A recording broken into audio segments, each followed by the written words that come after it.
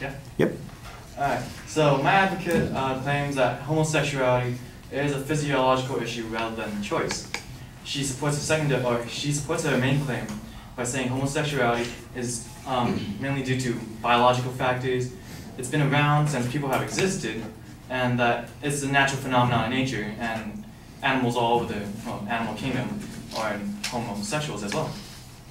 I'm going to prove that homosexuality is not purely off biological factors, but it's also a choice, and I'm going to prove it by showing that biology does not have, for sure, solid proof evidence, mainly in biology, to prove that it's not a predetermined factor for homosexuality. Secondly, I'm going to dispute her argument about homosexuality since the existence of humans.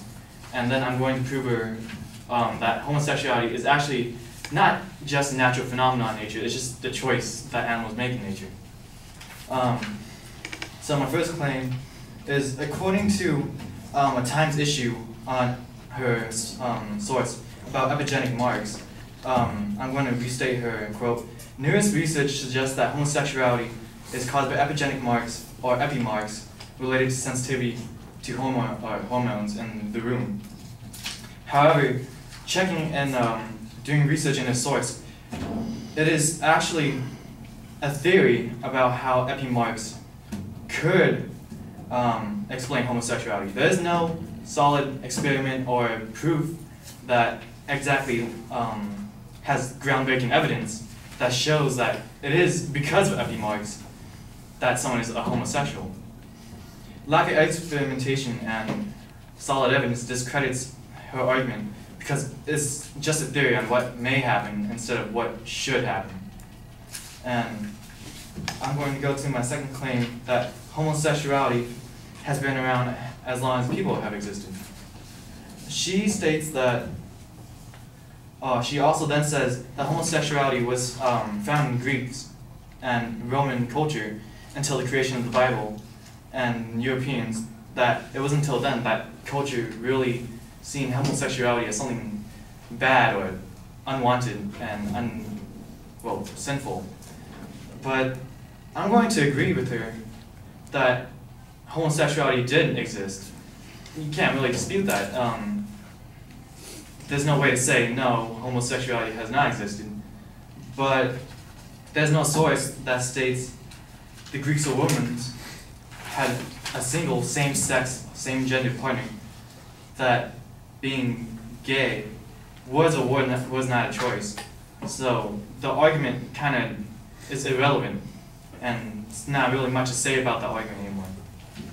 And then I'm going to go to my third claim, that homosexuality is a phenomenon, not a natural phenomenon in nature, and it's due to choice and social interactions between the animals.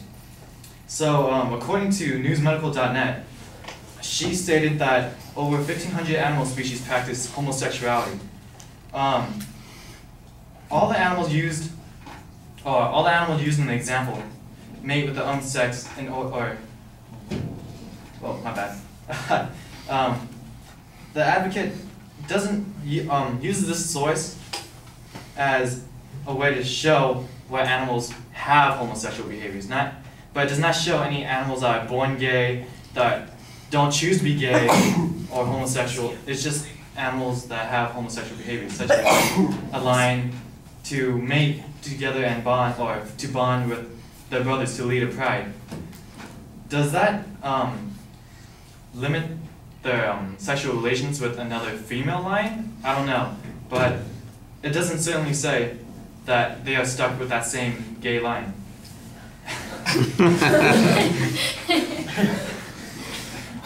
So, this doesn't mean the lion will only mate with the same gender. They can choose to mate with other female lions as well. It's just something they do. It's a homosexual behavior.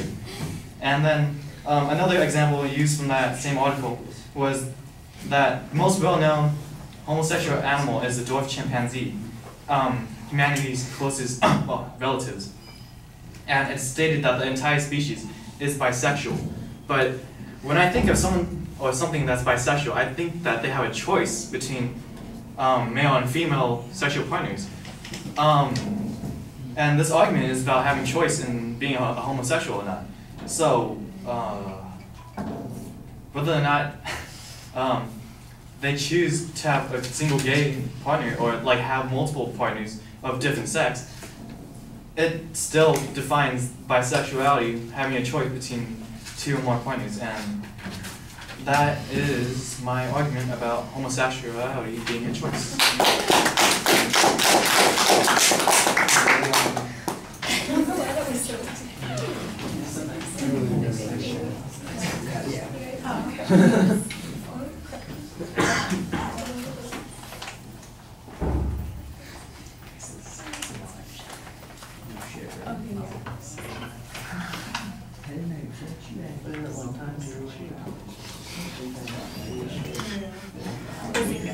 All right, you kind of did the same thing that Sandra did, which is you kind of preview all of your responses in addition to listing the advocate's claims for structural purposes. I don't think you need to do that. On the first point, you basically ask a question about how there is proof for this.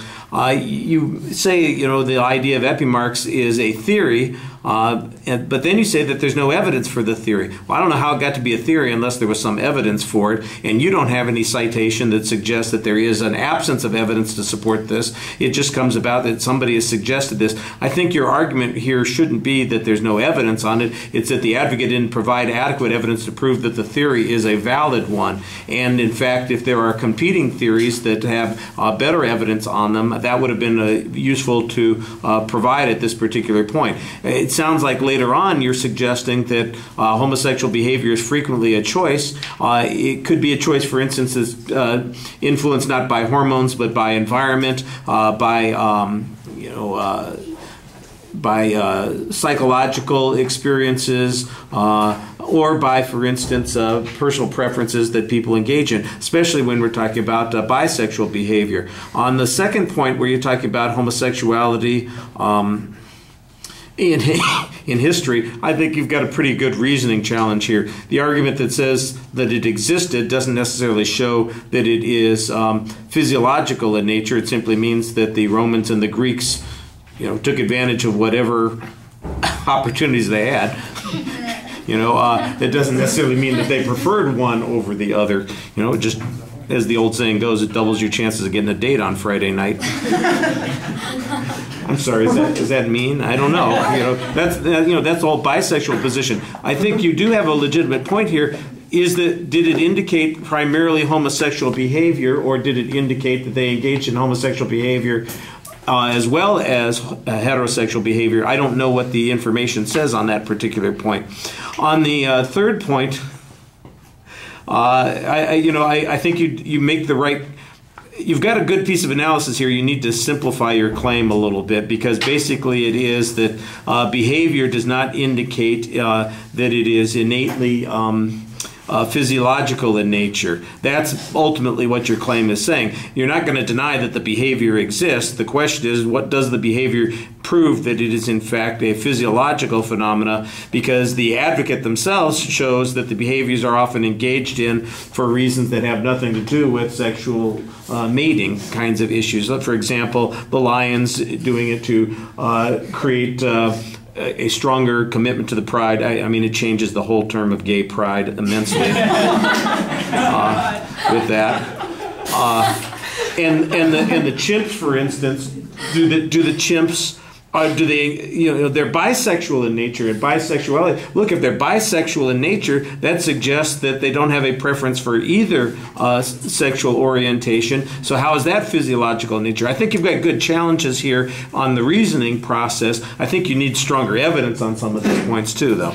All right, thank you.